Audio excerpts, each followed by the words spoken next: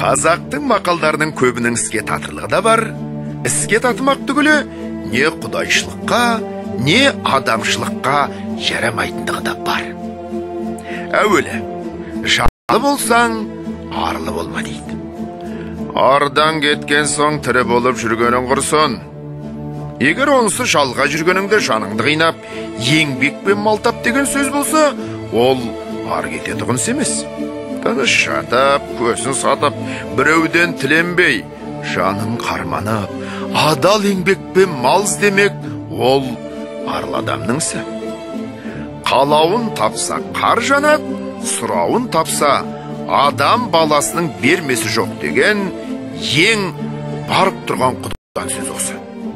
Сұрауын табам, қалауын табам деп қорлықпенен өмір өткізгенше, малды не жерден сұрау керек, не аққан терден сұрау керек қой. Атың шықпаса жер өрте дейді. Жер өртеп шығарған аттың несі мұрат? 100 күн атам болғанша, 1 күн бура бол дейді. Тәңірге жазып, мінбей, түспей, арап, шөмеңдеп, диваналықпен 1 күн болған буралық неге жарайды? Алтын көрсе періште жолдан таяды. Ей, періштеден садаға кеткірай.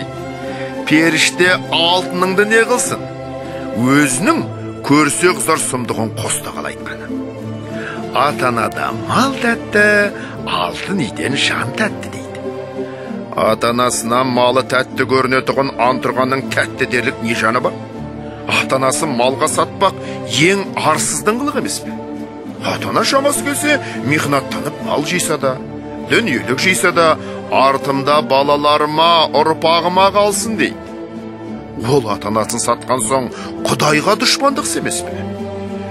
Осындай білместікпен айтылған сөздеріне бек сақ болу керек. Сақ болу керек.